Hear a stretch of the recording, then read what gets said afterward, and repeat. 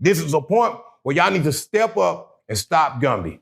If y'all really don't mean any harm, and it's already been a lot of harm done to Texas on Gumby's behalf, this is a time that we ask y'all as big brothers to step up. Hey, man, y'all need to stop Gumby. Y'all need to speak out because y'all know what Gumby is doing is not right. We never want to go Hoover against Hoover. If Hoover is Hoover over everything, then this, what Gumby is preaching, is wrong.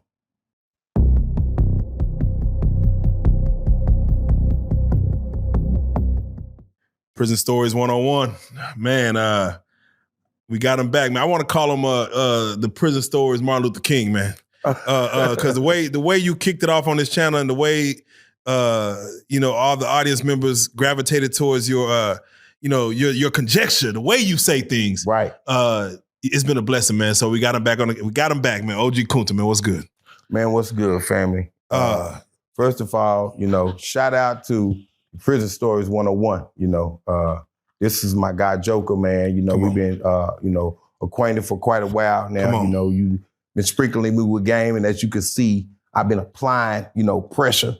I've been applying it, all the whispers that you've actually put in my ear, like, hey, do it this way. Hey, Kunta, I want to first of all say I appreciate you, bro, for being somebody that's a monumental, person that's actually pressed the line as far as where, the truth is concerned. There's a silver lining between the lies and the truth. You know what I'm saying? And some of these guys on here, they promote the lies, but some people promote the truth. And I respect your channel, bro, as being somebody that never plays sides. Yeah. You never played sides, bro. You always was looking for the truth, The truth is always somebody that's neutral. The truth will be revealed to somebody that's in a neutral position. The truth will not be revealed to a person that's vindicated by lies. Yeah, blind. Exactly. And the truth may be oblivious to a person that's blinded by the light. Yeah. You see, you got people who are blinded by darkness, and then you also got people who are blinded by light. Yeah. You know what I'm saying? So you got the blind leading the blind. Come on, bars. He already getting started. I have to ask because, yes, last time you came, you have had a sensational internet presence since the last time you sat down. And yeah, we did talk, and I was trying to give you a little game about how far you can move in this. What was your mentality over all this? Because again, from you coming on Street Stars with running everybody, from you doing this, it's like now your name is almost like a household name now. It's like you went on a crusade or something, if you could say, or what's been going on? Okay, well, I think one of the most powerful nuggets that you dropped on me, bro, that kind of reminded me of my purpose, was when you told me to, hey, man, keep doing you. Yeah. Keep your energy, Kunta, your energy. You say, Kunta, your energy is live. And, bro, if you keep this energy up, bro, you're going to get noticed. You told me that. Facts. And that was probably the most powerful thing that resonated in my energy. You know what I'm saying? Because really, that, DNA, RNA, how this works is remembrance. Yeah. The most powerful thing that you can ever do is be a master of remembering. See, DNA and RNA is based off of the genetic codes. When we lock into the pineal gland and the calcification of the pineal gland, it's actually the calcification of the telomeres. And when the telomeres are calcified, there's no growth. Yeah, man. You see? Man. So I locked in, bro. You know what I'm saying? And first order of business is I decalcified my pineal gland, which decalcified my telomeres, which gave my motor neurons, you know what I'm saying, a definite purpose, you see. My definite purpose is to basically be, the terror that flaps in the night. Come on. He said the terror that flaps in the night. Yeah, the terror that flaps in the night for the lies, the weak ideas, and the wrong thinking. Yeah. Because see, we got, we play with this narrative on this internet all the time. That's the first thing we do as, content creators is we twist the narrative, Control narratives. We control. Yeah. controlling the narrative is a pious statement. Twisting it is a wicked statement. We're not talking about the people who understand how to control the narrative, because that's an architect. Yeah. Yeah. And an architect understands exactly the grand design, the grandioso design of whatever structure that's under appeal. Correct. They see the end game. When you twist the narrative, you are manipulating the foundation. Correct. See, you are manipulating the foundation for a wicked purpose. Yeah, that's a chaos. You're creating chaos. Pushing chaos. You pushing a narrative that will cause bloodshed, first and foremost. You pushing a narrative that will cause confusion and great divide. Yeah. And that's not it. And that's not what I'm on. I've never been on the narrative that cause great divide. I've always pushed peace. I've always pushed unity. I've always pushed collective effort. Yeah. And that's what I stand on. I'm not here to promote gangs. You hear me? But I'm go ahead, bro. I'm about to say, but we do got to talk about it. Yeah, we got to talk about it. Why we got to talk about it is because it's done got to a point to where it's too much of a misunderstanding. Before we have that conversation, of course, this is Prison Stories 101, and I got to ask you, when someone says prison rules in effect, what does that actually mean? That means that there are rules that transcend prison into the free world. They transcend from when you was locked up, and they apply to right now where you at. Because a lot of times when you're around people who have been in prison rules are in effect. Even if you're not around people that have been to prison, still prison rules are in effect, because you've never really been around people who have not been in prison. If you've been in prison, you've been there for a long time. So you have to be a certain way around people who are not from prison. And then when you're around people who are from prison, you also have to be a certain way, because at that point, prison rules are in effect. You see? Yeah. Prison rules don't apply to people who ain't been to prison. Yeah. Prison rules apply to people who have been to prison. So technically, you don't expect a free man to know exactly what that means, right, who ain't ever touched foot in the So penitentiary. when you hear a civilian say, when you hear somebody say prison rules in effect, they talking to everybody that's been down. They talking to everybody that's actually did some calendar years behind bars and know the rules and the structure. Because everybody that did time behind did calendar years behind bars, don't even observe or respect prison rules. You got a lot of people down there that are just stupid, and they don't follow rules, But the people who know, the people who care, prison rules are in effect. Would you say it's stupid, or would you say it's ignorance? I would say it's ignorance. Sometimes they just need to be taught. No, you in an environment where you're supposed to learn, but you shut down because you are rebellious. And rebellion is what stops the execution of enlightenment. Rebellion stops that. A lot of times we have been programmed generationally in a defective way to not accept the truth. Yeah. We've been programmed to go for the lies, the weak ideas and the wrong thinking, and we will turn the volume down on the truth. We do. Black people do this. Come on. Yeah. All right, so we're here to have a conversation, man. There's been some misunderstanding as far as the origination or the gang rules or the gang life that's in prison from, and I'm gonna start with this California, Texas thing. Of course, the California penal system is different from the Texas penal system. Of course. Two different worlds, but yet, two different worlds.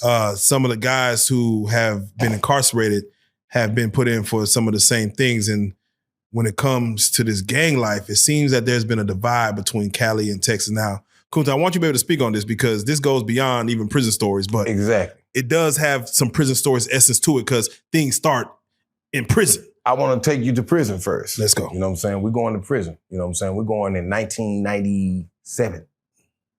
When I first encountered a GC, a 5 Deuce Hoover gangster crip. Now, of course, at that point in time, Hoover, HCGs were the majority. And GC was the minority, you know. Which one came first? Just for clarification. In Texas, HCG came first. Okay. Not GC. Okay. HGC is the prominent set here. I mean, HCG is the prominent set.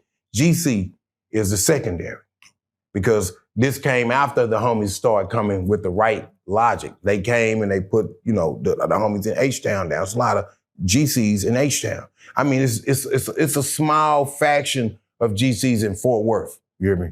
It is. And, I'm not disrespecting them because I'm not here to disrespect Hoover at all. You know, this is that the moral of the story is that Hoover should never be divided, ever. And that's a law. Like, no Hoover is supposed to be against a Hoover. But when you got people who come in for clout, who come in for likes and clicks, and they on some Pooh Shiesty madness, you know. They got the whole hidden agenda of causing division, you see. And this is in the name of clout. Like, this is the saddest thing is that where we are now with it is been all behind clout, not behind getting to the bottom line and coming up with a solution. So, go ahead, please. Let me go to the prison. Let me take you to prison. Take us back. I'm speaking this because I want the collective to hear me. There you go. Because they don't understand that I'm really I'm Long Ranger. And my reach is really okay, y'all say what you want, but on guard, I'm really I'm Long Ranger. So my reach is I'm a Ranger. I'm gonna reach you. I'm a Hoover. I'm gonna reach you. And I'm reaching out to all the Hoovers so y'all will understand that this is a misunderstanding that can simply be solved, you know. For where we are now with it, we look like fools, you know. So anyway, in prison, I counted them in 1997. I encountered the GCs. And they came in, and when they came into the system, it was some friction. You know, it was the Hoovers, the HCGs didn't believe that they even existed because we never been to Cali. You know, a lot of us never been to Cali. I mean, I've been to Cali, but a lot of my homies never been. So they didn't know that GCs would exist. I didn't know because at this point, I didn't go to Cali. You hear me? I went to Cali later, you know, and found out that, that the GCs truly existed. But I accepted it when they came in to the system and they said that we are GCs. We're Hoover, 5 Deuce Hoover, GCs. I'm not one of the people that said, no, y'all not, and there ain't no such thing, let's wipe them out. Now, if the Hoovers, HCG was so big, if we wanted to, we could have wiped the HGCs out. We could have wiped them out in prison, and we did not do that because Hoover is Hoover. And that's the law, you know. And we live entirely by that in Texas, that Hoovers is Hoovers. So the GCs have been down here for quite a period of time now, and there's never really been no friction. And then let's get into some decent facts. So when I ran into these homies and they had this friction, there was a lot of people that was like, let's wipe them out. But that would have made us look stupid in front of these homies if they big homies find out that we did this. See, this also stems back to a lie that Percy was telling on the internet. See, Percy, I don't mean to bring him up, but Percy was cloud chasing on the internet, talking about he was down there in TDC persecuting the GCs, and that's a lie. Everybody on Ferguson will tell you that he lying. Everybody that's been on Ferguson 2010 and beyond, like all the way to 1995, 1994, they will tell you that's not the case. This dude is lying. He's dry lying, and I'm not trying to make him, because, people got their narratives, and when you can play with the narrative, you can lie. You can lie. That's another thing about playing with the narrative, that you can lie.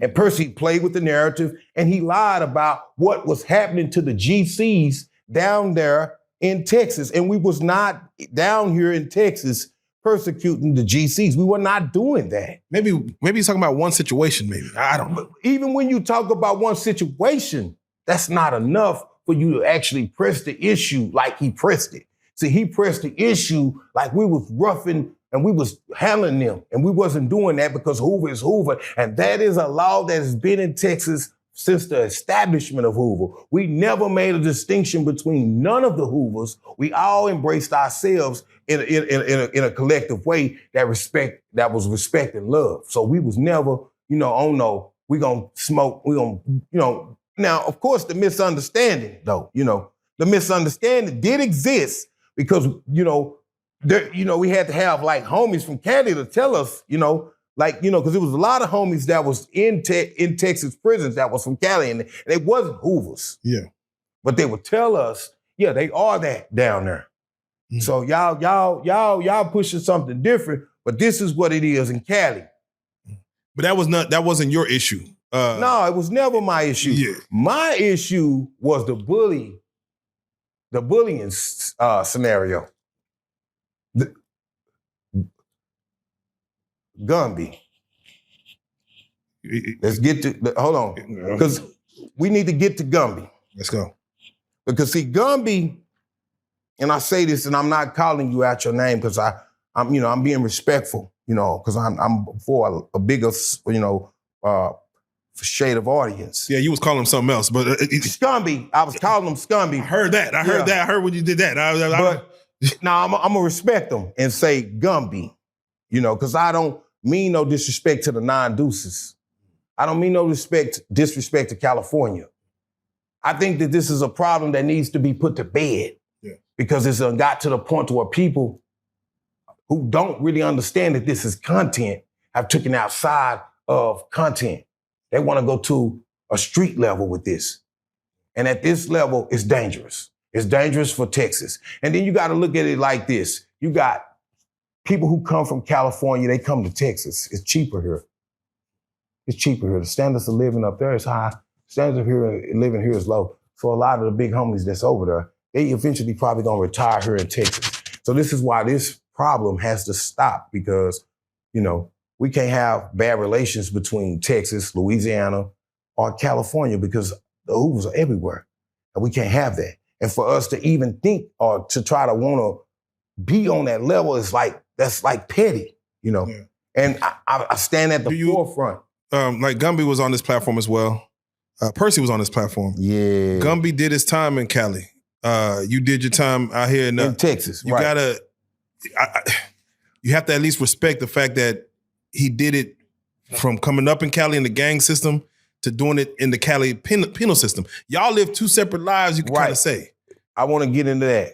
And this is what I want them to understand. That we don't bang Hoover Street.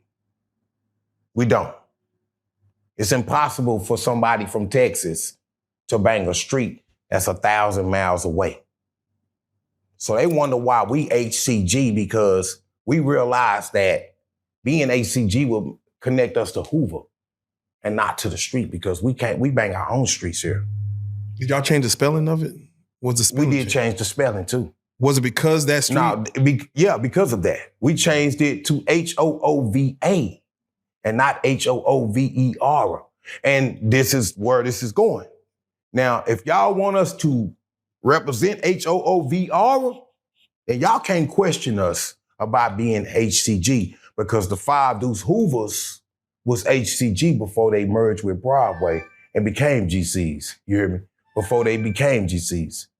And I talked to a brother that's a powerful brother in Hoover. You hear me? Yeah. And he told me that. He said that he was there when the Five Deuces and the Sevenfolds and all the rest of the Hoover family met on the beach in California to make Five Deuce be accepted as GCs. What makes HCG any different from that era? And this is where it's going. Because we got to look at the black disciples and the black gangster disciples, you hear me? Yeah. The black gangster disciples and the gangster disciples separated. They are the same, right? And now you got black gangster disciples and gangster disciples. Now, if the brothers from Cali, the elders, don't step up and stop Gumby from what he is doing with this irritation as far as what he done started, it's gonna come to a separation point just like it did with the GDs and the BGDs. What did Gumby start though? Like what? Okay, now we gonna look into the, because this is the scumbag, this is the scumbag matinee right now, Yeah, I heard he just disrespected just Fort Worth. Right. Gumby started out disrespecting HCG. Oh, okay. He started out with that. He got together with Real Tunes. And he said, he got on the airwaves and he said that they were going to groove on us for being HCG. Now, how you going to groove on us if we bigger than y'all? You got to make it, the math ain't mathing, brother, for you to sit here and tell a state as big as Texas that y'all going to groove on us. That didn't make sense. I really wasn't bothered by it. I was bothered by the fact that they had the audacity to tell me that my life ain't real. You sitting here talking to a man who has served Hoover for 38 years. And you tell me my life ain't real? You tell all these Hoovers in Texas that their life ain't real, and we supposed to eat that up and swallow it. No, you don't get to do that. Because see, this is the way it works. If there was a problem, that problem should have been addressed a long time ago. You see? By who? It seems like you were mentioning with the Hoover Discord that somebody above the Hoovers, I mean, is there like not an OG stats above just in the Crip faction that could come in and situate all that? Like, hey, we're gonna have a sit down, we're gonna get this, we're gonna politic and get all this. And right. That's where we are now. And we've already done that. Now, Gumby is a sore faction. Gumby is the people, he represents the class in Cali that want to rebel against what is right. See, you have a certain brand of people in California who hate Texas. And Gumby, being a mass manipulator, have identified with the people who hate Texas. And he actually have made them hate Fort Worth. This is called commiserating. Gaslit logic commiserating. He has basically threw a hornet's nest of commisery on Fort Worth. And guess what? Fort Worth is not the only place where Hoover Crip is. Five Deuce Hoover Crip is in Texas. But for some reason, Fort Worth has took the blow. We have taken the main blow for being HCG. Guess what? We're not gangbangers, we killers. That's the difference. Check the resume, huh? Yeah, check the resume. We stop gangbanging. We're killers in Fort Worth. We're not just running around gangbanging, driving from street to street, trying to kill black people. That's not how we move. This is an open carry state on me. So that ought to tell you our resume. You know what I'm saying? Because everybody that's cripping ain't breaking the laws no more, but they still got a lot of guns. You see? So for these dudes to think that we are soft, or we could be bullied, that's a mistake. And then when you elect somebody to come down here, choose somebody who would use sugar rather than shit. Yeah. So this dude that came down here, he came down here with shit as the bait for flies rather than sugar. And that was his mistake, Because when you come down here and you're trying to talk reason, there's a level of humility that you're supposed to have. You can't come down here as some stupid orangutan pulling shit out of your rear end and throwing it on everybody, telling everybody that they're wrong. Nobody's gonna go for you throwing poop on them. Nobody's going for that. But when it comes to age, and I don't mean age like how old you are, but your age in the game, basically someone who's, let's say, one of the founders telling you, hey, this is the way it's supposed to be. Is there a way to respectfully say no? Is it a way to say, nah, we I've already respectfully said no. Yeah, I would say, was that not taken lightly? Or no, I don't know how they took it. But as for being a Hoover Crip, HCG, I'm the biggest no. And I represent everybody that will not change and will not switch. And I said no for every last one of those people. To everybody who don't understand what the word no was. That's what we said, and that's what we will stand stiffly at it. You see, history repeats itself. And history has repeated itself because we will not change what we are. And I'm not promoting gangs. You see, I'm not in this to promote no gangs. I'm not promoting gangs. I'm promoting redemption. I'm promoting, hey, Crips, benefit the community because you've been benefiting from the community. Why not be a benefit to the community? That's what I promote. You know. So why not play ball? Why not change or switch up, or if they ask and do? We won't. I mean, isn't that harmony though? That's not harmony. Because if that's the case, everybody that died in the name of will be dead in vain. We got too many people that's in the cemetery as well as in the penitentiary with life without for us to ever turn our heels. And they won't turn their heels. So now, what if it was, let's switch the mirror. Let's turn the mirror around. What if everybody was Hoover Crip in the beginning? Like, no, history has already done this. They turned into GCs. And nobody was with that. No, none of the Hoovers was with that program of them being GCs.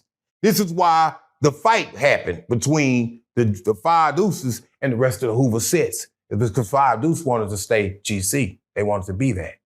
So what's wrong with us wanting to be HCG? We just a different tree on the branch. And that's where the respect is supposed to be established at, is that no tree, no branch on a tree is the same, but it's all connected to the same roots. So it's no way that what we're doing could be a problem unless people are petty and got prejudices that they are unafraid to admit, you see, because what this stems from is a prejudice that people are not admitting. People really, when you have not lived in Texas, 9 times out of 10, you won't like us. You hear me? You won't like us. Why you say that? Because we do things different. We do things different in Texas. There's a southern hospitality that's associated with being a Texas Crip. See, we go around and we shake hands. You know what shaking hands do? That make you love your brother. When you go around and you meet your brother and you shake his hand, you give him a hug, you lock seeds around his back, that means you love him. This is the part that they didn't understand. Well, we transformed. We transformed. See, Texas transformed into a greater state of Cripping where Crips are loved here. How did y'all branch grow so many leaves? Like, how did y'all become, bigger as far as numbers wise? Because you had Fort Worth. Fort Worth is the heart and soul of Hoover in Texas, period. Everybody will tell you that. That's the truth. They might call Houston, but no. We were Hoover when Houston was cliques. We was Hoover when everybody else was trying to figure out what they were going to be. We was already Hoover here in Fort Worth. And just do the math, I think the only other place that was on Hoover was Beaumont. Other than Fort Worth, that was on Hoover at the right time when it first started. With us, I can actually say that they run the timeline of longevity with us being Hoover in Fort Worth. It's Beaumont.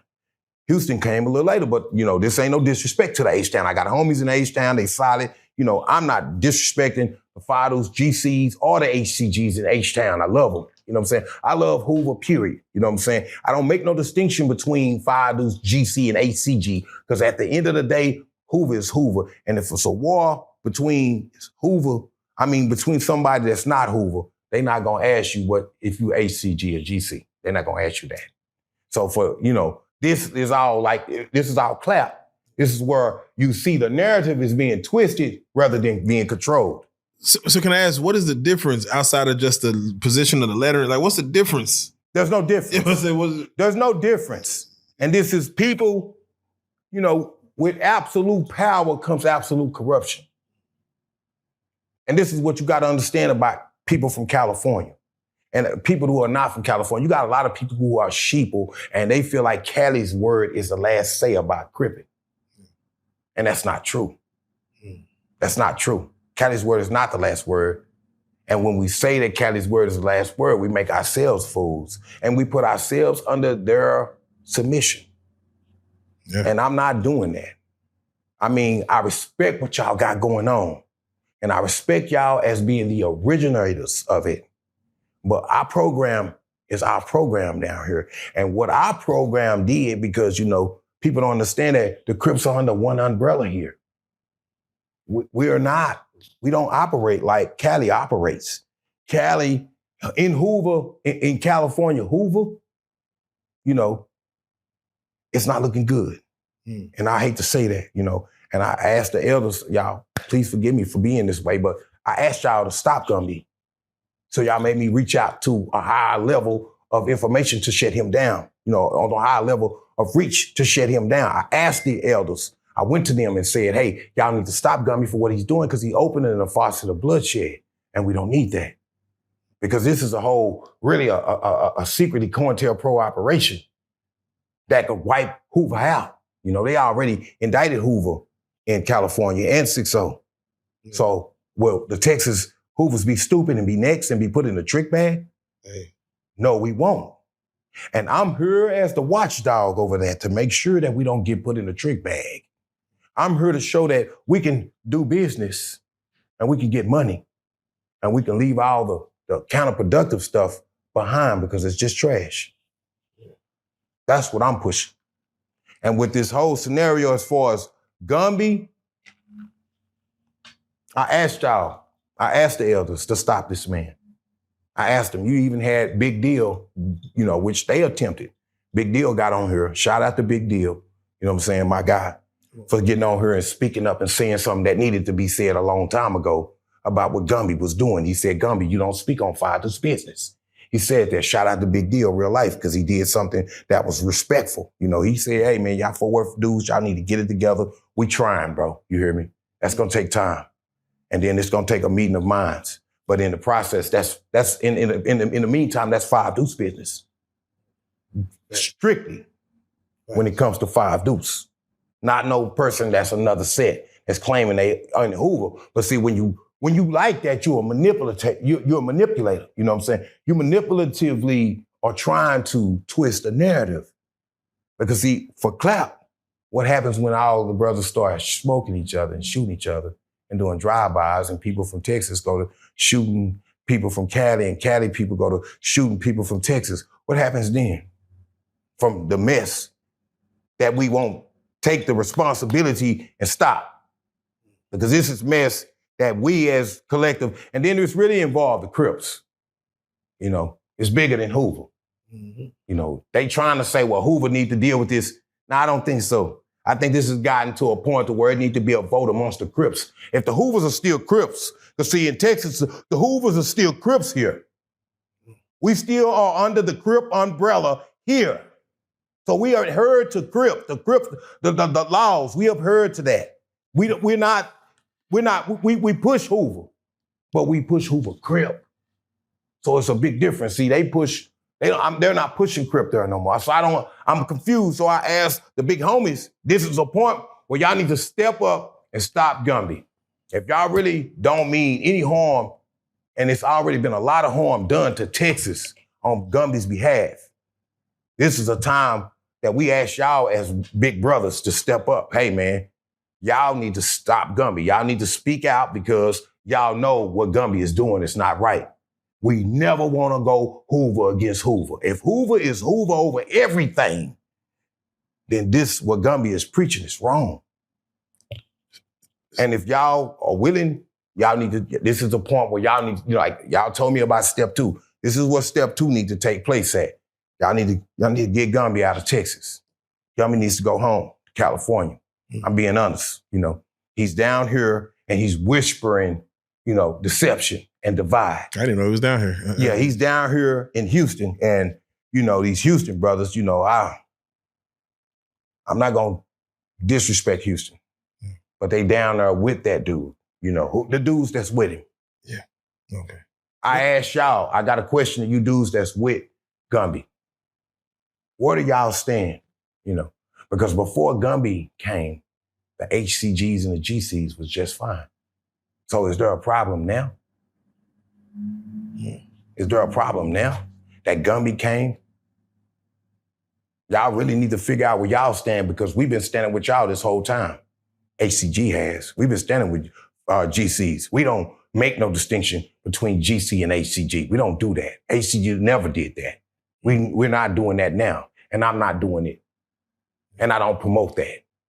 But the dudes that's with Gumby in Houston, some of them dudes, they promoting that. And I ask y'all G's to V y'all. I'm keeping it real. Everybody that's hanging with Gumby need to be V'd. Because Gumby done came down here on some foolishness that will make black people look real bad. How does it really look for Hoovers to be fighting each other? How does that look? And that's the energy y'all want? That's the program that y'all pushing? I'm trying to figure out what program are y'all pushing. Y'all talking about, well, y'all need to or else. There is no or else because we've already been this way for 38 plus years. You can't change that. The only thing you can do is accept it. And we not demanding that. We asking that respectfully. Hey, Fort Worth has earned their position in Hoover. Texas has earned its position in Hoover. Texas has earned its position as Crips. Don't question us. We never questioned y'all. So why is the question mark over our heads? And we never meant any disrespect. We never meant any harm. Has any Cali person been harmed to this day? Even with this mess going on, nobody's been harmed. Because Texas don't mean you guys, because I see in the comments a lot where these dudes is on here, they trolling me and we hate you, we want this and that. Hey, why y'all got so much hate in y'all blood? And I'm sitting here trying to be the author of a solution, fighting against the author of confusion. Yeah. When you say stop Gumby, what does stop Gumby mean? Like, you mean just get them off the internet, get them out of Texas, have them put out a statement? Like, what does a stop Gumby look like? Stop Gumby means change your narrative. Change your narrative, Gumby.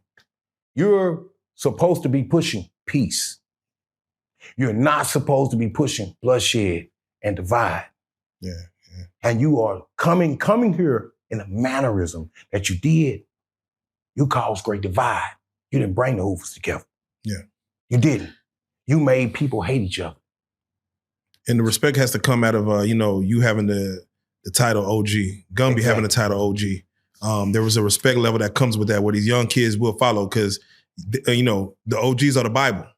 The Bible get passed down. Gumby has been misleading the youth. He told, and this you might want to get this and put this on there. He spoke on her and he said, come to Cali and get shot at like us. I'm trying to figure out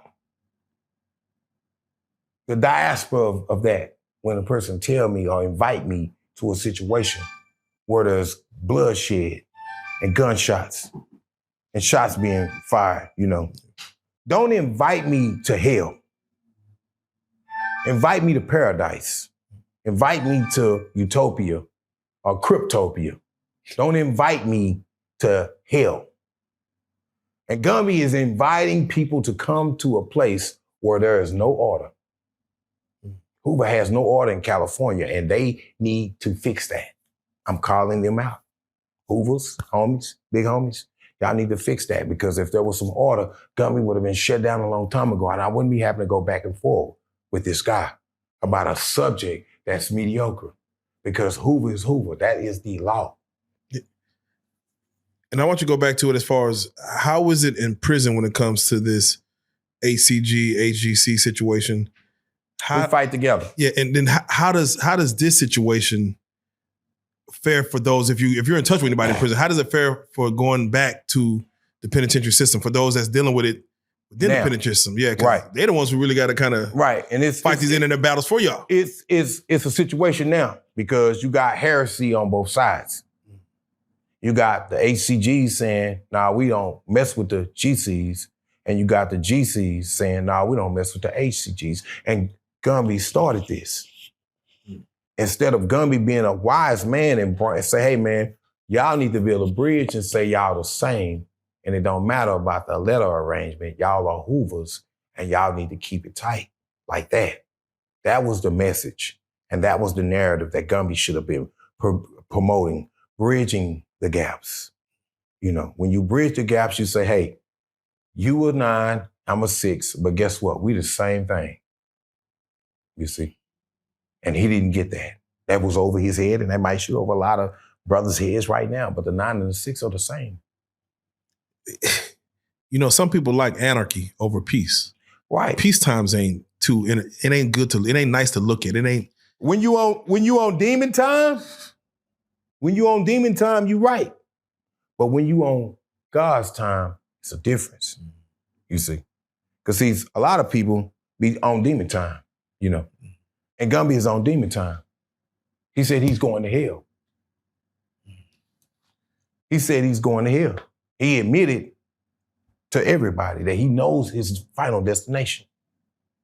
I have a problem with that type of person trying to be a leader in my community. I have a problem with a person that says he's going to hell and you want to lead my young men, you want to lead the young men in a direction. If you saying that you going to hell, then who you leading and where you leading them to? I have a problem with that. And any Hoover in a right mind got a problem with that. Because at the end of the day, we're the children of the Black Panthers. You know, Come on. we are the children of the Black Panthers, and our responsibility is to rebuild, maintain, and protect and serve the community. That is the Crips' collective responsibility. Bloods, Gangster Disciples, and all these organizations. It is our job to protect our community. And if we cannot do that, we are failing at who we say we are. Now, these are facts. For you, what does this situation look like as a resolution? Outside of Stop Gumby campaign, but as a resolution with this, because it seems to be a small thing that kind of festered and got out of control, it seems like. You got these bloggers that did this. Everybody made money off of this. You know, it's a lot of profiteering. Yeah, I seen the numbers go up with all this. The profiteering went off the roof. Everybody done made some change off of this topic. But nobody pushed peace. Nobody. Peace ain't profitable, I guess. Right. That show you where the level of subliminal seduction is with the masses of as far as everybody, you know what I'm saying, being in triple stages of darkness, you know. Being in triple stages of darkness, you're never gonna want the truth. Because you know what the lie is? The lie is unseen because it don't exist. It's not even true, it's not real. And when you're in darkness, all you can reach for is lies. That's it. See, when you have the truth, you know what you do? You are the light then. See, people who are redeemed, they're looking for a light. They're looking for a light. But people who are the truth, they are the light. So a person that is a light cannot be blinded because he has a definite purpose. His purpose is to allow those who cannot see to see. So in my attempt, I'm trying to be the light to my homies that's in these games. Because the narrative is this. We've already made a bad mark in history. So when are we going to change the narrative to where we start making good marks? We've already made X's, turn the community up, being destructive, you know, with the drive-by shootings and spinning back around and the drilling, you know. We've already made these principles and these, you know, this is called defective, this is called defective programming, defective generational programming. We've already pushed defective generational programming. We've already turned them X's to checks. Right. So now the solution is this, is that we have to push positive generational programming or corrective generational programming. The corrective generational programming is telling our brothers, our young ones, to go to school and to learn a trade and to go into business and get your credit together, you see, and be a man. Be a man to yourself, be a man to your family, and be a man in your community first. And if you want to be a Crip or Blood or whatever, that is second. Being a man is first, you see. Yeah. And we're not teaching our young men as Crips to be men. We want them to be gangbangers. And now that's not what we're pushing here. That's not what we're pushing in Texas. That's why it's peace here. That's why you don't see Hoover in Texas with a slew of enemies. You don't see Hoover running around nowhere in Texas ducking and hiding or worried about they can't go to Houston or they can't go to Beaumont or they can't go to Port Arthur or they can't go to Paris or they can't go to Santa Clarita or wherever. You know what I'm saying? San Bernardino or wherever. Hoover can go anywhere in Texas and there's no enemies. There's no 6-0s or no neighborhoods or no nobody looking to kill Hoover. That's the difference here. So when people look at us and call us failures, we laugh at them because we know that we call success. Let me ask you, do you have any children?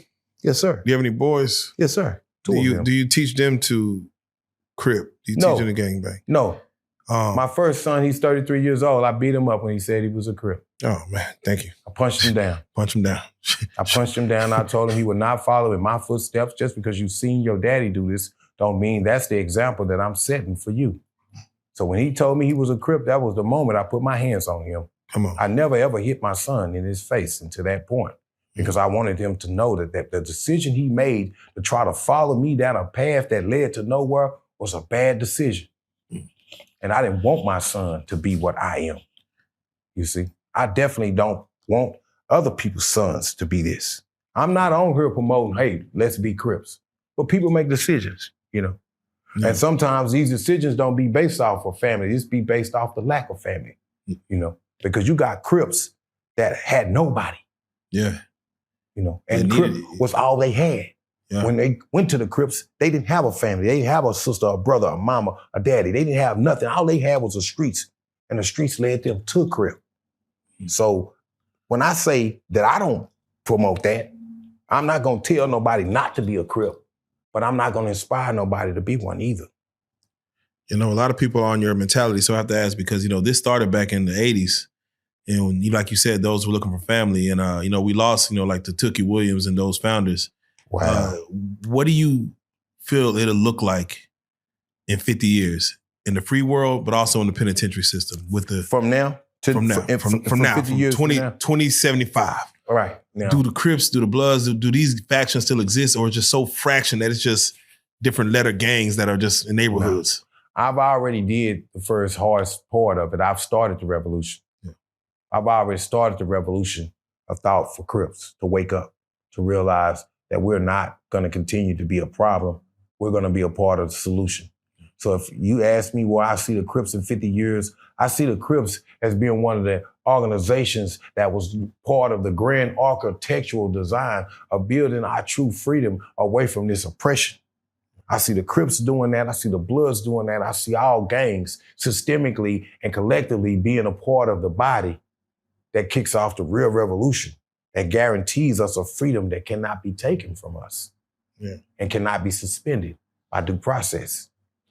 I would love to see them lock C's in the Senate. I ain't gonna lie, I'd be like, oh, they locking C's in the Senate, they're changing laws and making it right. Right. All right, no, it's bigger than that. It's bigger than that. I know, I'm just saying, I'm painting a crazy picture. I tell you this on my mama. We need to build our own civilization. Hey, Wakanda forever. Hey, like, we need to do something. There's almost so many examples of where there are other worlds. There are, you go to Antarctica, there's something else. You go underwater, there's something else. You look in the tunnels and digging into the ground, into the earth, there's something else. So Black people need to be smart and say, okay, well, if they building all these civilizations, why have we not put our money together and build us our own civilization that exists where we can be free of oppression? Because MLK taught us integration, not separation. Now, MLK made a mistake. Yeah, he did. I mean, Malcolm X was trying to tell us. Yeah. He was trying to tell us the truth. Malcolm X told the truth. But see, look what they did to Martin Luther King. They shot him, and then he didn't die. And then the doctors came in there, spit on him, and smothered him, and made sure he died. Ooh. These was the same white people that he said that he wanted to be neighbors with. They did this to him, you see. So we got to be careful about wanting to be friends with people who want to kill us. Time out. Preach. We being friends with people who actually have made a serial killing effort toward eradicating us. And if that don't expel exodus to the highest degree, who's going to be Moses? I don't know. But at this point, the black man needs an exodus from this oppression. We sitting here going to kangaroo court, paying taxes, paying to breathe, paying for fruits, paying for all this stuff that God gave us for free. Why are we living in such a miserable state? Where we letting someone else control the narrative and telling us what everything is valued? Why have we not put a value on life ourselves? You see? And this is where we are as black people. We have not valued life ourselves. We have let other people tell us the value of life, and we have accepted it. So you say, where the Crips? Because believe it or not, I hate to say it, but when we push off, remember in the story, Pharaoh got mad at the last minute. He said, oh, y'all can leave, y'all can go. But guess what he did when they left? Oh, yeah. He sent his armies. Go get him. Get him. Yeah. So just imagine where we are going to be when we decide to walk away from this. Don't you know how many people are going to try to stop us? You know how many opposition or armies and everything that they're going to actually arise to stop us from walking out on this? They did it then. History repeats itself. Remember that. If the Bible is true, history repeats itself. Just as Pharaoh rose up at the last minute to destroy the children of Israel, just so they will rise up at the last minute to try to destroy us once we decide to walk away from the matrix, from this corporate construct, from this blue pill situation that they have been putting us in this whole entire time. When we wake up and take the red pill, which the red pill is Exodus. They didn't even look at the movie Matrix and see what happens when you take the red pill. When you take the red pill, you get out of the matrix. You free yourself. You free yourself. Free your mind. Get out. Free your mind. You get out. You free your mind. See, freeing your mind means to walk away from this. You cannot free your mind if you are in this. You're in the matrix. You have ate a lot of blue pills. You know what I'm saying? Yeah. And this is where we at. We sitting here, we all high off the blues. Come on, high off the blues. We high off the blues. It's cool. Hey. And it's not. Hey. It's really not. Hey, my man. Yeah. At the end of the day, I know this gonna scare them, this gonna shake their spirits right here. What I'm saying, about, where we are headed as far as the melanated black man in this country. Now, we've given the government a chance to pack fair. We've given them, 200 and, how long has the government been in existence? The Declaration of Independence was what, in 1776. Okay. Something like that.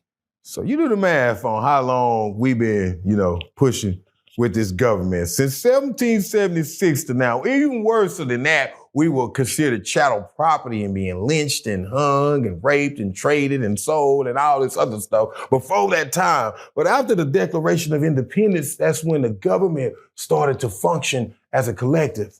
So we've been basically fighting against the government since 1776.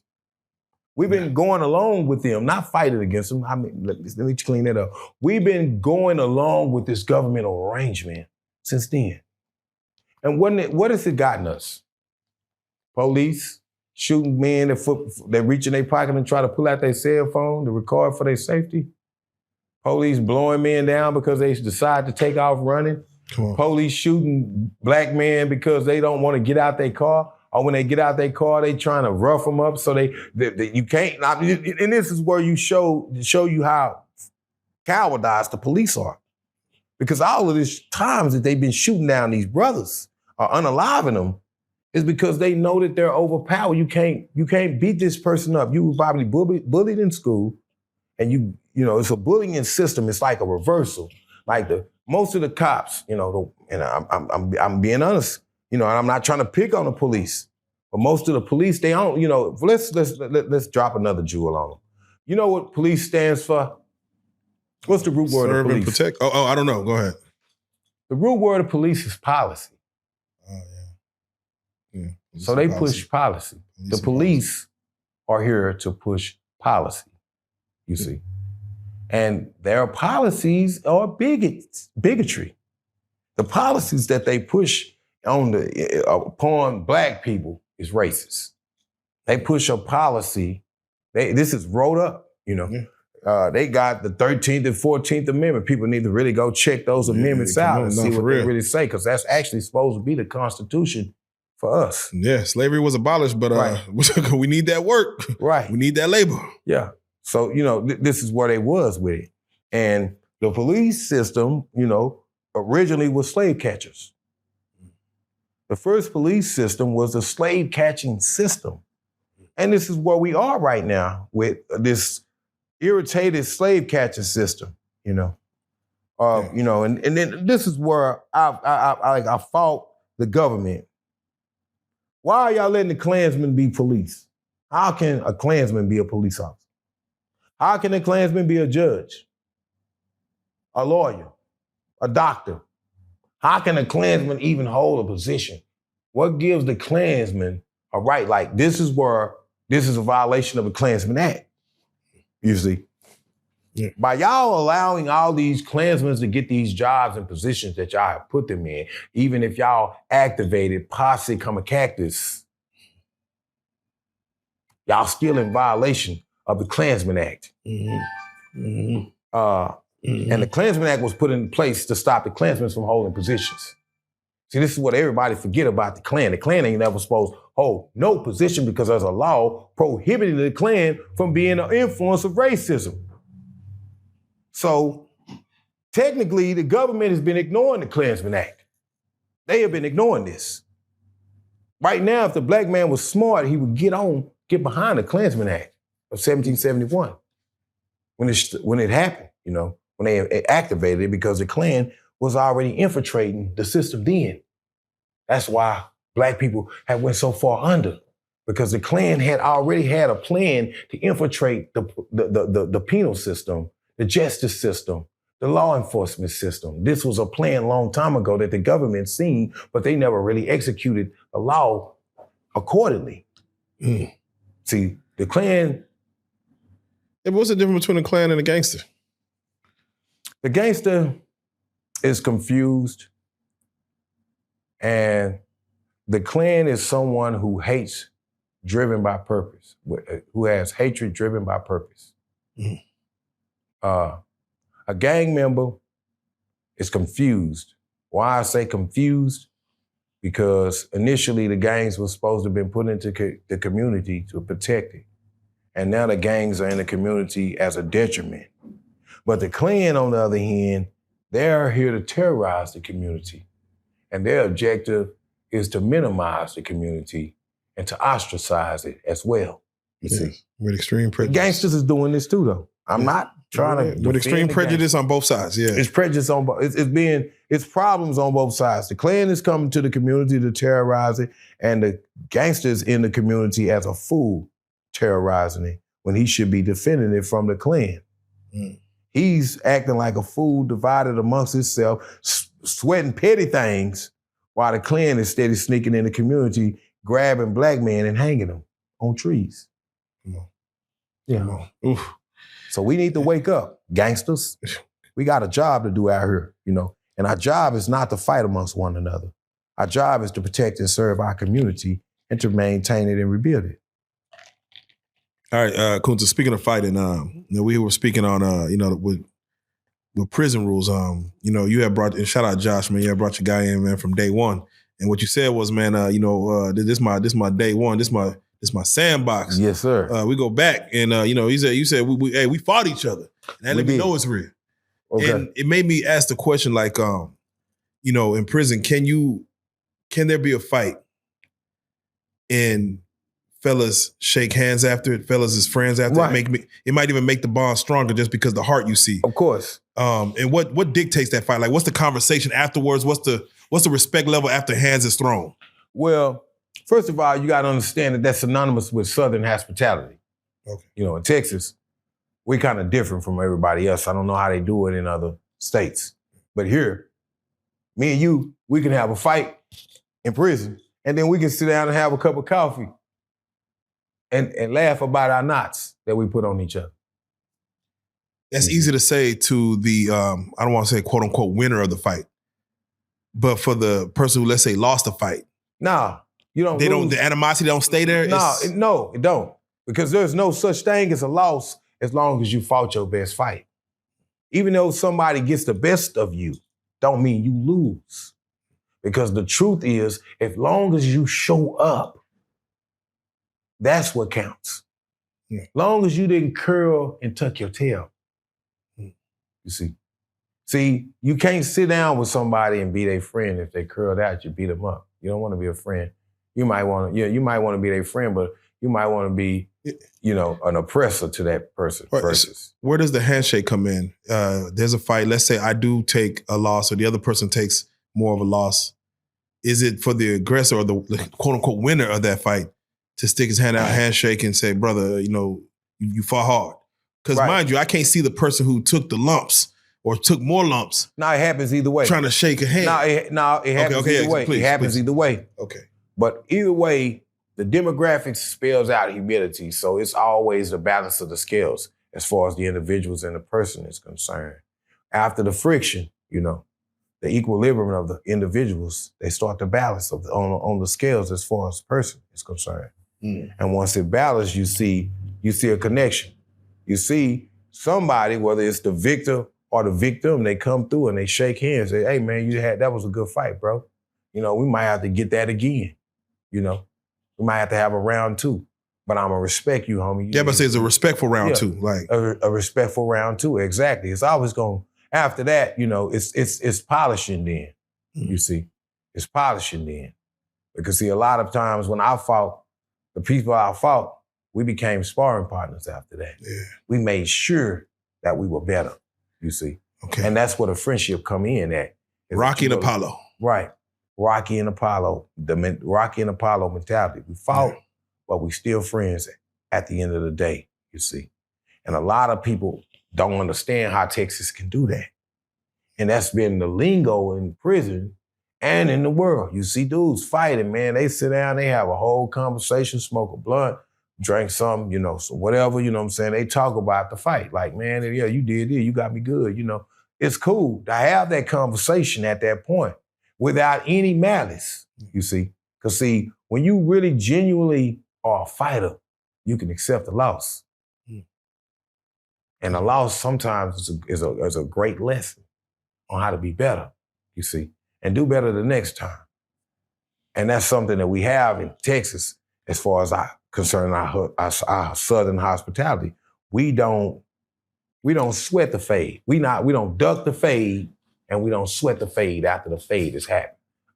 Just because if you black my eye, homie, I might have bust your lip, so I'm cool. You hear me? You bust my nose, I might have put a knot upside your head, you know what I'm saying? But either way, at the end of the fight, we could be friends. We don't have to be enemies. I don't want to hate you because you beat me up. That ain't gonna make me hate you because you beat me up. Now, if you keep messing with me, then that might make me hate you. But if you respect me after we fight, then I'm gonna respect you as well. And that's the way it's supposed to go. And that's not what's being preached out in these streets. In the streets, after you fight, it's time to go get guns and have a shootout. That's what they talking about. That's the logic in the streets, and it's wrong. That's a misnomer. That's a dysfunctional generational program. We got these young brothers, they thinking that the best solution after a fight is to go get a gun. No, it ain't. Now it's to sit down and have a conversation with the person that you had a fight with. That's the best solution. Sit down and have a conversation with that man. Because now y'all really know each other because y'all fought. Now the respect is there. Now there'll be an equilibrium of humility, between the parties. Whether you win or lose, there's definitely gonna be the humility of a loser weighs the same as the humility of a winner. You see, in a fight. So in prison, can you call a truce before the fight? Like you said, ducking the fight, as you would say. Can you call it?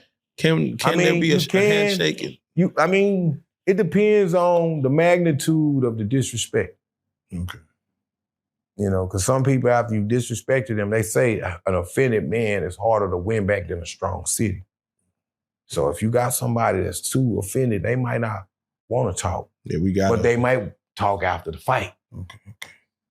They might not want to talk. They want to fight you, and then they will talk to you. Because I ran into dudes that didn't want to do no talking. They just wanted to do some punching. What kind of dude were you? Huh? Did you enjoy fighting? Well, I'm gonna say I enjoyed it. I did. Yeah. Look at my eyes. Look at all the cuts. Look at all the scars.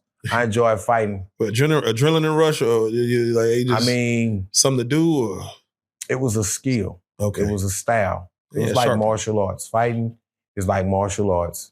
So you fall in love with your skills. You fall in love with your style.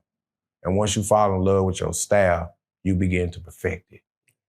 You begin to master it. You know what I'm saying? You begin to become one with the ideal, you see. So, yeah, man, fighting for me was always a pleasure.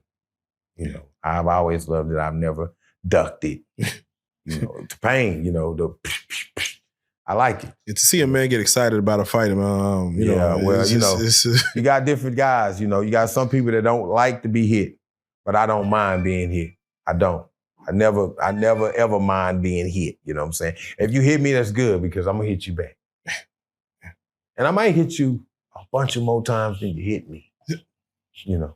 But, you know, it can turn, well, you hit me a bunch of more times. But a lot of times when I fight, I always be the person that hit the most times. Because, you know, I've always considered myself to be water, you know, so I'm going to pour myself on you. You're going to be totally drenched with these hands or whatever I'm doing. You're going to be drenched. You're going to be wet. You like Bruce Lee water, you know, the way Bruce Lee kind of... No doubt. He said that he don't understand when he said he was water. Because that means he was going to pour himself on you. He was going to make sure you was drenched in his entire deal of combat. Yeah. He gonna drench you in his entire deal of combat. I will pour a whole bucket of combat on you if you face me. You don't get a half a bucket. You don't get a ski taste. You get the whole thing. Now, to go back to it, I heard there was a time where you was willing to take an open fight with Gumby. I still do. Yeah. Okay. You still would take it? Yeah, I'll still take it. You know, Gumby, you know, let's make some money. Now, I heard Percy was going to go at Gumby. Is it a three-way or what? Hold on, tell me. No. I'm not going, you know, I'm not going to bash Percy. Okay. Percy was an opportunist, you know. And you know what opportunists do? They wait for the best moment to take everything, you see. They sitting around, they ain't done nothing the whole time but watch. And for that one moment where they can come on the scene and take everything.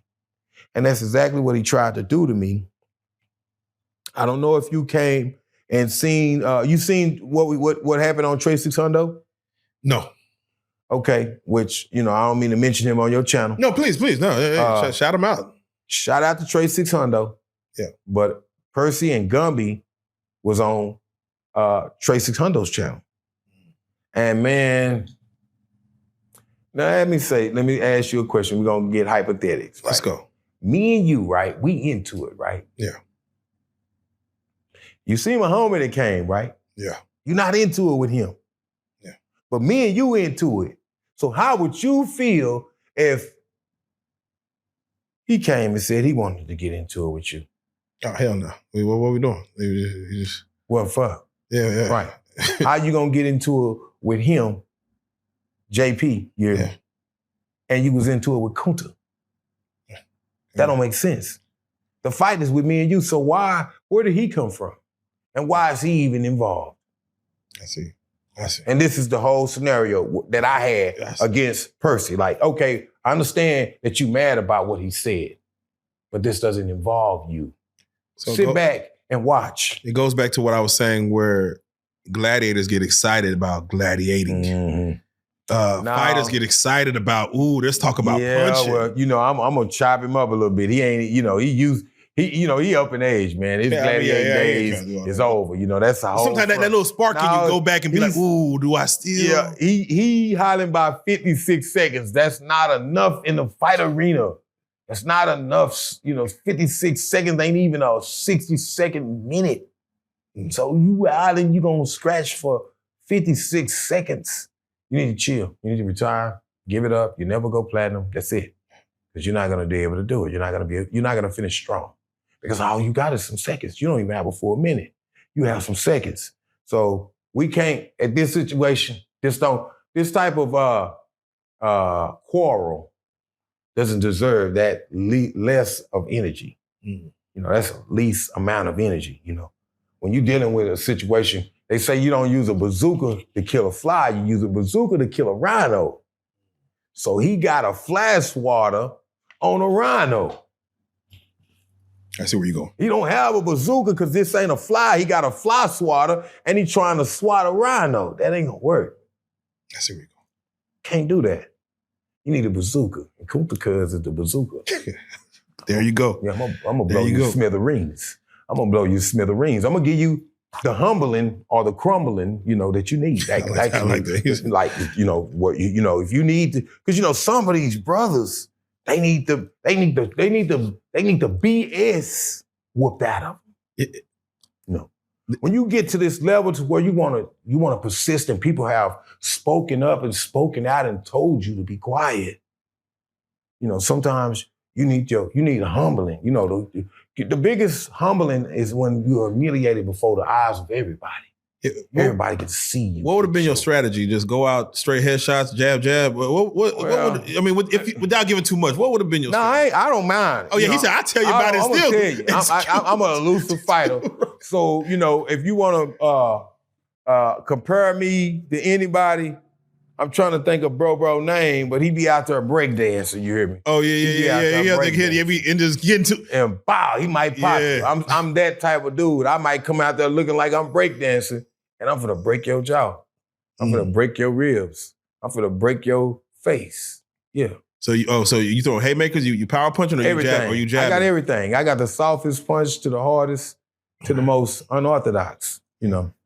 Well, what's your skill set? That right hook, the uppercut, the jab, the body shot? My skill set is really combinations always. Okay, yeah. I mean, I got with a good combo. I got a hell of a combo. You know, I got a 3-piece, I got a 2-piece, I got a 6-piece, I got a 7-piece. I got them combos. You know, I got 7-piece and 5 biscuits. You know what I'm saying? Come on now, with the pepper, with the peppers. Come on, you know, I got that for them. You know, and if a person ever if you're not prepared for that, then you demolish, you know, you finish, you through, you know. And then people already know their own abilities, you know. So, you know, because people be watching what you can and can't do. And they, you know, anybody can look and tell when you know what you're talking about or you square business about what you're talking about. Oh, yeah, no. You know, everybody knows, you know. A lot of people try to say, well, maybe he ain't. Well, just try him out. Just try him out and then we'll see if he is just, you know, riffraffing, talking, you know. But with the guy Gumby, I want to humble him, you know, because he done ran his mouth, you know, trying to embarrass Texas. And Texas has earned its place in Hoover, you know. Fort Worth, Texas, Houston, all the Hoover sets in Texas. We have earned our place in Hoover, period. So we don't need to be questioned. And for this guy to come along and have this big mouth, you know, about Hoover in general, in the sense of Great Divide, I think the collective ain't supposed to fall out. This dude is supposed to be called out. Yeah. And I call him out because I punch him down. You know? That's my calling you out. You know, Texas, our lingo is when we call you out, you got to come fight.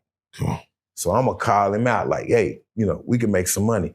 And my guy, CW, you know, I don't endorse, you know, cuz, now don't get it twisted. Like, hey, I'm not down with that dude. But if you going to promote this, go ahead and promote it, because I don't care. I mean, just make it sweet for the gambler. I'm the gambler. I'm the underdog. Everybody believe that Gumby is going to do a harmful thing to me in the ring, and I beg the difference. So I dare all of you dudes to put your money on Gumby. Put your money on Gumby and bet against me. And I'm going to prove y'all wrong. Y'all going to lose. In my Butcher Brown voice. Y'all trying to put y'all money on Afro Thunder? Oh, and you thought I was going to lose? Kunta Cuz is not gonna lose. On my mama, I'm Darth Vader. I'm really Darth Vader. I've been telling these boys that I fight hard. They go, well, Darth Vader lost. Darth Vader never lost, homie. Homie cloned himself and he was 5 or 6 different people. Darth Vader got so many clones, homie, you can't kill Darth Vader. You kill one of his clones, another one's coming behind that. So, Darth Vader lost. Now, Darth Vader didn't lose. Darth Vader was a genius. He cloned himself. Every time they killed Darth Vader, another version of Darth Vader came back. So y'all better wake up when you say Darth Vader lost. Darth Vader was a great mind, and so is Kunta Cuz. I'm a great mind, and you better believe I clone myself right now. He said he run away with the purse. You better believe it. Lastly, I have to speak on this because, of course, as we spoke on, I think this is something that people don't quite understand that be going on. But we just spoke on it a little earlier where in the penitentiary, man, there's those that might have dabbled on the other side or fully went to the other side, playing with boys and doing all kind of things. And then they get out here in the free world and they move like it ain't. I got a story. Well, I ain't going to say no names. No name. I got a story. Okay. Well, now, of course, I knew this guy, right? And he was in the penitentiary and he used to get down with the boys. Now, the weirdest thing ever is that, there should have been a committee put together for those type of guys because those type of guys shouldn't be released on our female population. Yeah. Because that's the spread of disease and germs and everything. These type of brothers that's coming out of this prison system that was messing with boys, I don't think they should have a right back to the general population of women because your health is that question. So I ran into this brother, man, and he was doing that. So when I seen him, what shocked me the most, I seen him, right? And I ran out to him. And I seen him, I'm like, what's up, homie, what's up? And he had this look on his face, this weird look. And I'm like, what's up, man? I'm gonna go get the homies, man. Let me introduce you. You a good dude, but all along, he really was a good dude, but he was a bandit. Yeah, he was a good dude, but he was gone. He was gone. And nobody seen him for so long. So the homies wanted to see him, lay eyes on one of our homies. And it's bad, because this is something that ain't talked about. It's about how some of these dudes, now they get excommunicated. Now he was excommunicated. Okay, I'm about to say they get excommunicated. When you do that in a set, you off the set. You're not on the set no more. So he wasn't on the set no more. He was off the set, but I knew him. And when I seen him, just because I ain't seen him for so long, because he was in prison with me, I was like, hey, homie, man, all the homies been asking about you, bro. Where you been? I'm finna go call the homies, sit right here. Do you know that nigga ran in the car and jumped off, ran and got in the car and rode off and burned off? When the homies was coming and trying to walk up to him, he ran, he got in the car. And then I ran and looked in the car and there was a boy in a driver's seat. It was a boy in the driver's seat. I see. The sad part about it is some of these brothers coming about this penitentiary, they stay down with that boy thing. Yeah. They still want the fun boys. And this scumbag, he had a fun boy with him. Oh, I think you're talking about like his son. No, he had a fun boy with him. Shit. No, he pulled up on the scene with a fun boy. And then, me not knowing what's going on, I ran to him like, hey, homie, the homies ain't seen you. Even though you're not a Crip anymore, man, how have you been? And he really didn't want to talk to us because he didn't stop playing his dirty little games. He still was down with the fun boys. He had a fun boy in the car. Damn. So when the homies was coming to see him, he ran because he didn't want to see the he didn't want the homies to see that even though he'd been kicked off the set, he didn't stop playing them dirty games. Because see, when you do that, you get kicked off the set. Yeah. You can't be with no fun boy and be no Crip. Yeah. You can't do that. You're gone. The moment they find out that you're doing that, you're not a Crip anymore. You're done. You see, that's the law.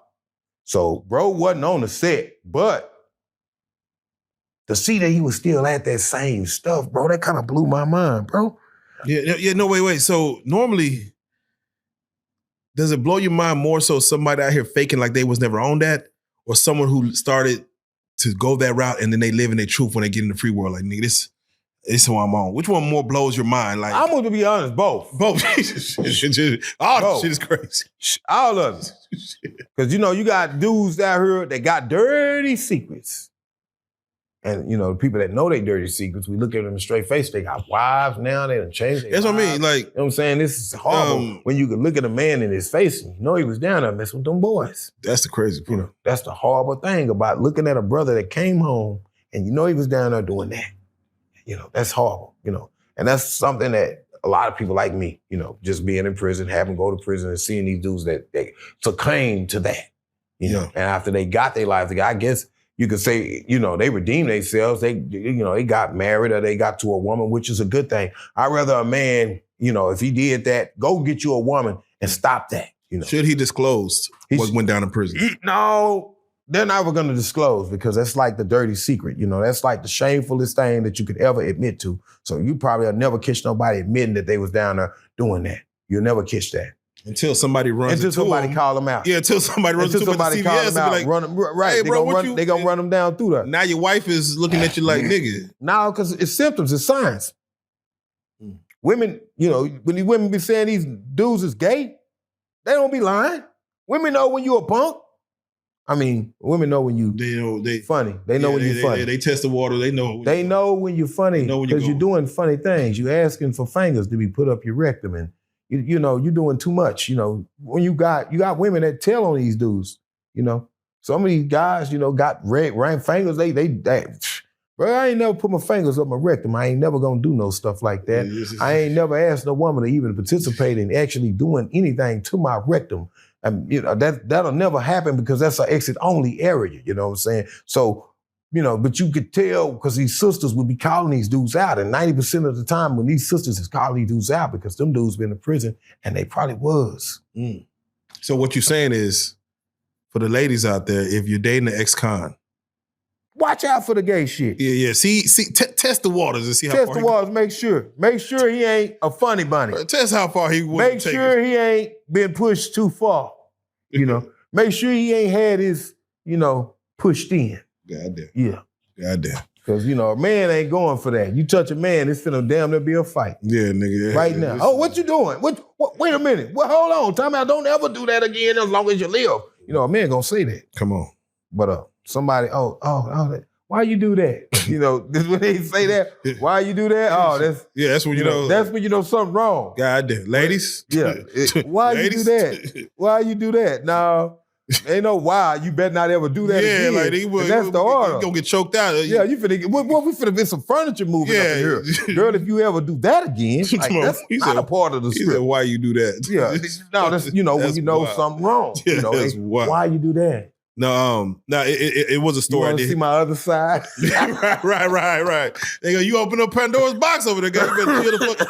It's crazy because I said because there was another story that we got in here where a guy said he did run into a dude who was getting down on both sides of the field in prison. Then he got out and he seen the guy with a wife and children. And part of him wanted to say something. He was in Walmart. Part of him wanted to be like, bro, he just wanted to say it because he wasn't even like no stand-up nigga like that. You know what I'm saying? Yeah. Like he wanted to do it, but some held him back to say, let me just let that man live right now. Right. But he said he did want to just take his whole family through there in Walmart, just like right there, boom. But he said that would have, you know, and I felt him, that would have been some. Yeah, that's enough to get you killed. That's enough for a dude to pull out a gun and blow your brains out. I mean, I hope he wasn't in Texas because Texas is open carry. You know, you got dudes out here. It's open carry and stand your ground. No, they cut somebody's head off in Dallas. They unalive somebody in Dallas. Come on now. Because, you know, you got to pick and choose on how you do it, you know. And then even if you was to try to expose these people, that's not enough. Like, you know, when you do that, like, I don't think you should be loosed. You know, which is what shows that women are supposed to have an active part of the man's prison stay. Yeah. You know, a man is not supposed to be kept from a woman. Yeah, you supposed. And when you do that, you breed this. You breed homosexuality when you keep men together and you keep them away from women. That's not right. So a lot of this is the system caused this. Yeah. The system caused this with their strict rules of keeping men segregated from women, you know, when you incarcerate. So when you say the system, do you feel like it's a bigger play? Yes, it's like hey, bro, look, they put crack cocaine in the black community. They was smoking it, the monkeys were smoking it in the labs 10 years before it even ever hit the streets. Monkeys. They was at I forgot the college. They invented crack cocaine. The CIA invented crack cocaine in a college. Some college professors invented crack cocaine. Black men was thinking they were smart when they put baking soda with it. No, they didn't. That was all an instruction manual because when they gave it to you, they gave you the crack cocaine with the baking soda and all this. They put all the ingredients out there so that you could go and figure it out. And it don't take a rocket science to put 2 and 2 to come up with 4, you know. Come on. So when you look at the agenda behind that, of course, it's the the demasculization. Yeah, demasculization. Demasculizing the black man. We're the most incarcerated. Man is the black man. Yeah, is a black man, and then to, like you said, to do that by agenda is to demasculate. It breaks us down. It makes us soft. A lot of brothers come out of prison hard, but a lot of brothers fold under pressure. Yeah. You know what I'm saying? Hey. And that's what prison does. And they knew this. The people who designed prison, they knew that it was designed to fold black men, to make black men lovers of themselves. You see? Man, come on. Yeah, that's what was going on. That's what's been going on. And they designed prison to make sure that continues. You see? The gear grease behind that agenda, is prison. The gear grease that keeps the mechanics of the idea turning is prison, 100%. Where you think most of this whole where is it festering at? It's not festering in the world. It's festering in prison. Man. Because there's a gang of men down there with no access to a woman. Okay, man, come on. Hey, you saying something, man. Again, big agendas. Kunta, as we do this, we say these stories, and again, thank you for breaking down, again, this Hoover situation, because that was something that was going around there, and I'm glad you're able to speak. Not much interruption, just to kind of speak your mind. I'm sure somebody's going to respond to this, but I'm glad you broke that part down, the fighting, of course, the other stuff. But, we say this to never glorify prison. We don't do these stories to glorify what goes down in the penitentiary system. No, we don't. But we also want to educate as far as what does happen and the way the gang code, what to expect. So with that being said, can you at least, for the YNs out there, for the ones that's taking penitentiary chances, they never stepped foot in the penitentiary and did a day, can you please explain to them again why they need to stay away from the inside of a jail cell? Well, I call this point the other side of the game. See, your homies will tell you to go and get them guns, pick them guns up and go shoot them people. But then your homies don't tell you the other side of the game is when the police come and put a warrant out for your arrest and they arrest you and they give you life or they sentence you to death. You see, they're not telling them about that. And the biggest emphasis that we need to be talking about with the streets and all the stuff that's going on with the gangs and everything is that there's an other side of this. It's all fun on this side. But wait till you get to the side that's the nightmare. You see? And the only way you really can escape the nightmare, you hear me, is to not be in a gang, to not join one. Yeah. I'm not ever gonna tell someone that it's a good idea to join a gang. Because gangs don't make sense. They don't. And until they make sense, that's when they can be promoted, you see. But at this point, there should be no promotion of gangs because internally they are under construction, reconstruction. That's real. So promoting a gang for anyone right now is foolish. Because what do you stand for? Or do you fall for everything? Hey, come on. You already know what it is, man. With that being said, I got to appreciate you coming on, man. OG Kunta Cuz. This is Prison Stories 101, man. I salute you, broski. Man, for sure, man. Let's go. Y'all, hey, as a matter of fact, before we walk out, I want you to, because, you popping on the internet now. Right. Tell them how to follow you. Tell them what channels you're on. Check me out on the Bob Report. Check me out on Unique Perspective. I also have my own page, OG Kunta, on YouTube. I'm on really a lot of channels, especially Real Life Street Stars, Prison Stories 101. Prison Stories 101, you know what I'm saying? I'm always on this thing. I'm doing my thing. What are you doing on your page? Right now, I'm actually in the process of trying to build my own brand, I've been on the Bob Report and I've been on Unique Perspective. And that has kind of like had my time and my attention. So I've not had the time to sit down and build my brand as far as my own channel. So what I'm doing at this moment is I'm trying to build up the OG Kunta channel. So I need brothers and sisters to go to the OG Kunta channel and like and subscribe my content. You can look me up, OG Kunta. I'm on YouTube and I'm trying to get my subscribers up. I'm trying to get my own motion, you know what I'm saying? Because I respect everybody's motion, but only I can tell my story. And I'd rather tell my story on my platform, my own platform. I've been on everybody's platform. I'm going to keep going on everybody's platform, but certain things that's going to be exclusively coming from me is only going to be on my platform, you know. So I encourage brothers to check me out. I got some energy. Of course, I'm going through now and getting all the stuff that I did on Unique Perspective and on the Bible Report. That all those, you know, it's recycled information, but it will, you know, I'm just now understanding the computer science behind it and how to, you know, work YouTube studios and all this. I've kind of, you know, that's why I've been, you know, trying to master YouTube so I can understand monetization and how I can, you know, push my own narrative and get monetized to push my own, you know, get my own money. Of course, I get paid from Unique Perspective, Bible Report, and, you know, all the channels that I've been on. But I definitely want my own money, you know, push my own channel. Well, with that being said, y'all make sure y'all go follow. I'm going to put some links in the description and go run it up. You know what I'm saying? As a matter of fact, you know, if y'all picking up anything this man putting down, he giving you more game over there. You already know what it is, man. Prison Stories 101, man. Prison Stories 101. Salute.